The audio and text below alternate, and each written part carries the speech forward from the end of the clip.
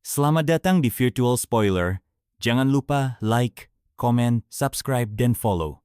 Sebelum videonya dimulai, Mimin mau meminta tolong ke kalian semua untuk bantu channel ini agar bisa monetisasi dengan cara subscribe channel ini dan selalu menonton video terbarunya. Terima kasih. Kita lanjut ke videonya. Bab 106, Chapter 129. Seberapa tinggi kamu? Bagian 2. Suara tawa anak-anak memenuhi seluruh desa. Hari itu langit biru cerah tanpa satupun awan, dan bunga-bunga yang tersebar di sana-sini tampak lebih berwarna dari biasanya. Seolah dunia itu dilihat melalui mata sebuah suara. Di tengah kesibukan orang-orang itu, Vlad duduk sendirian dalam diam. Ia menggaruk pipinya tanpa alasan sambil memandangi orang-orang yang tersenyum bahagia. Keberadaan Vlad terlalu asing untuk masuk ke dalam dunia mereka yang harmonis seperti satu tubuh utuh. Dan ia pun tidak ingin masuk ke sana. "Kapten, terima kasih." "Apa?" Vlad yang tersadar dari lamunannya menoleh ke arah suara Goethe. Sampai kemarin mereka berjalan bersama menyusuri jalan desa, tetapi entah kenapa sekarang Goethe terasa seperti berasal dari dunia yang berbeda. Goethe yang berada di tengah lingkaran keluarganya tampak asing. Seekor babi. Vlad menoleh mengikuti arah pandangan Goethe yang menyipit. Seekor babi utuh sedang dipanggang, dengan apel terselip di mulutnya. Anak-anak desa terlihat bersemangat sambil mengangguk ke arah babi yang terus berputar. Kepala desa memberikannya padaku. Sebagai gantinya, aku memberinya 1 koin emas. Melihat pernikahan hari ini, Vlad teringat Jorge yang dulu. Setiap kali ada sesuatu yang layak dirayakan di organisasi, Jorge selalu mengirimkan sebotol minuman atas nama kepala, dan orang yang menerimanya selalu sangat senang. Mari sangat menyukainya. Dia menerima restu dari seorang ksatria. Begitu ya? Kalau begitu, itu sudah cukup. Seperti dugaan, cara Jorge memang benar. Sosok pria dewasa yang pertama kali bisa ia lihat dan jadikan panutan masih terus menunjukkan pada Vlad bagaimana seharusnya ia bersikap. "Kamu bilang mempelai pria punya kerabat di Marsia, kan?" "Iya, kalau begitu, setelah pernikahan ini, kirim keluargamu ke sana untuk sementara."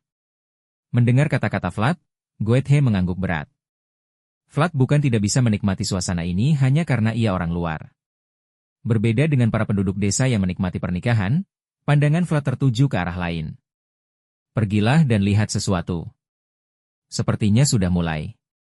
Vlad memang memajukan tanggal pernikahan 2 hari, tetapi untungnya semuanya berjalan lancar. "Aku mengerti. Aku harus pergi." Dengan kata-kata itu, pria setengah petani dan setengah penipu desa itu mulai berlari cepat ke depan. Namun hari ini, mungkin dialah orang yang paling percaya diri di antara semuanya. Goethe, yang telah membuktikan nilainya melalui Vlad, bergegas mengambil posisinya demi menerangi masa depan adiknya. Terima kasih kepada semua yang telah menghadiri pernikahan hari ini.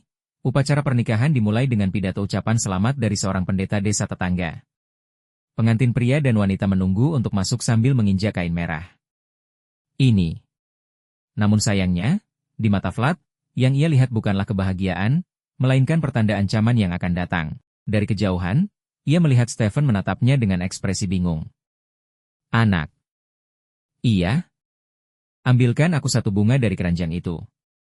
Vlad memanggil anak yang membawa keranjang bunga dan mengambilnya dengan tenang. Ada 1 bunga yang langsung menarik perhatiannya. "Selamat, mari. Hiduplah dengan bahagia." Pendeta memanggil mereka, dan kedua mempelai berjalan bergandengan tangan. Ksatria yang hendak pergi itu melemparkan setangkai mawar merah dari kejauhan. Ucapan selamat dan perpisahan. Lalu meninggalkan pemandangan yang indah itu. Menyebar pengintai seperti yang disarankan ksatria ternyata keputusan tepat. Mereka bilang ada orang bersenjata tak dikenal yang sedang menuju ke sini. Berapa lama lagi? Kira-kira 2 jam. Mendengar laporan Stefan, wajah Vlad mengeras dan ia perlahan meninggalkan lokasi pernikahan. "Bagaimana dengan pestanya? Haruskah kita hentikan sekarang?" Mendengar pertanyaan Stefan, Vlad menoleh tanpa berkata apa-apa. Orang-orang berada di tempat yang sama, tetapi hidup di dunia yang berbeda. Vlad ingin pernikahan ini selesai sebisa mungkin. Bukankah melindungi sesuatu berarti juga melindungi pemandangan seperti ini? Selesaikan dalam 10 menit. Sorak-sorai di belakang Vlad perlahan meredup seiring langkahnya menjauh. Mawar merah yang ia lemparkan tadi tertinggal di belakang. "Sial," Colin meludah sambil menahan umpatan yang mendidih di dadanya. Matanya memerah saat menghadapi pemandangan yang sama sekali tak terduga. Orang-orang kita yang tergantung di sana itu, iya. Mereka pengintai yang kita kirim. Ia mengira ini akan menjadi tugas yang mudah. Lebih tepatnya, misi sepele yang bahkan tidak ingin ia ambil. Namun apa yang terbentang di depan mata jauh dari harapan dan bayangan mereka. Sepertinya ada ksatria yang bersembunyi di sana. Pagar kayu yang didirikan dengan tergesa-gesa, terlihat rapuh dan seolah bisa roboh dengan mudah, tetapi mayat-mayat yang tergantung di depannya menyampaikan peringatan yang keras. Pagar kematian itu seakan berkata bahwa tempat ini tidak akan mudah dilewati. Apa yang harus kita lakukan? Apa rencanamu? Mundur saja dulu. 3 pengintai dikirim, dan tak satu pun kembali. Pasukan ini jelas bukan sesuatu yang bisa ditangani oleh satu desa biasa. Aku yang akan memimpin. Namun Colin tidak ragu, meski peringatan itu begitu jelas. Misi yang mudah juga berarti misi yang tidak boleh gagal. Colin, yang posisinya sudah merosot akibat duel kehormatan di Deirmar, adalah pria yang tidak bisa lagi mundur. Keluarlah. Kekuatan yang tidak bisa dianggap sebagai milik bandit biasa. Seolah tidak berniat menyembunyikan jati diri lagi, Colin berteriak keras dan menunjukkan keberadaannya. Berani-beraninya ada yang memenggal kepala anak buahku. Teriakan marah si babi menggema di seluruh desa. Desa yang tadi dipenuhi tawa kini diliputi kecemasan yang membuat napas terasa sesak.